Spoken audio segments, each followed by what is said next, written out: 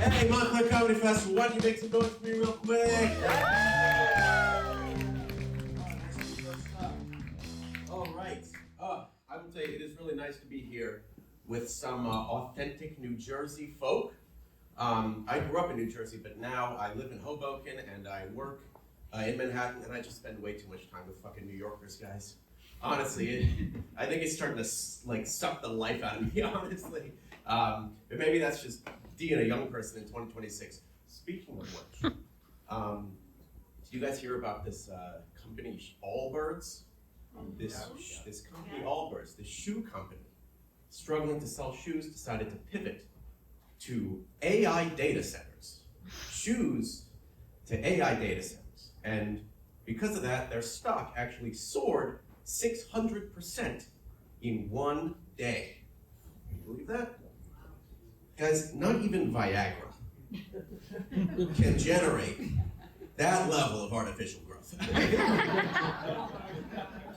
Which is why I think Viagra should maybe pivot to AI. I don't know. So a little bit about me. I just got married.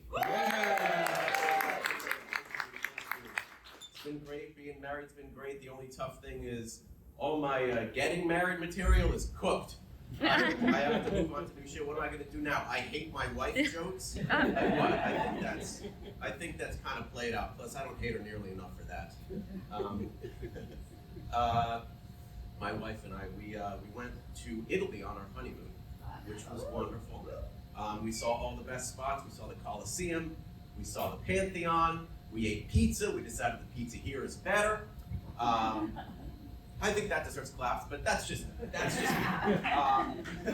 me. We saw the works of Michelangelo, the Sistine Chapel, the David, and this Michelangelo guy, man, he was really enthusiastic about men's bodies.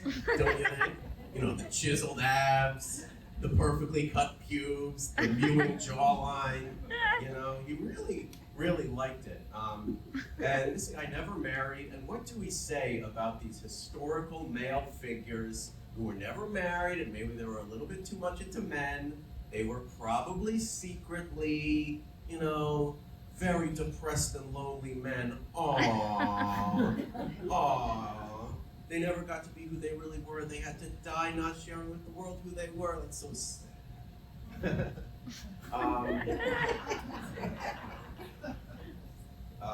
My wife is in the audience, guys. Give her a My wife is so smart, guys. She is trying her best to get on Jeopardy. She's been working really hard to get on Jeopardy. And because I've done a complete 180 on the boomers now I want them to live as long as possible so that Jeopardy never gets canceled. And never retire, never sell your houses. That's cool. And my wife, not only very smart, she's beautiful. You ask me, I would say she's a 10, but I'm biased. I'm a husband, yes. Some people may disagree. That's okay. I'm not insecure about it at all. But on Jeopardy? She's a fucking 10. She's a 10. She's a Jeopardy 10. I don't know if you've seen the women of Jeopardy. They are really, really smart and bright ladies. A lot of single eyebrows, you know? But I'm afraid to call them ladies. Anybody into movies in the house? I think talking about movies is one of the ways that we can see different perspectives of different people. For example, take a movie like The Devil Wears Prada. I know they got a sequel coming out. That's a movie for women. It's a movie about an abusive psychopath who torments people, right? And if you show that movie to a woman, she would say, this is a very abusive psychopath who torments people. But if you make the same movie and you make it for men, let's call it something like a Whiplash, a movie about an abusive psychopath who torments people. If you have a man watch it, he's gonna say something like, yo, that was so inspirational, bro. I want to be like that guy, dude. I gotta work harder at what I do. This guy literally made young men kill themselves. And you find this inspirational. Any fans of old movies in here? I would assume probably. No offense.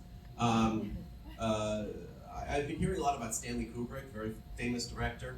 And there's all these conspiracy theories about the moon landing and the moon landing being fake and how Stanley Kubrick directed the moon landing.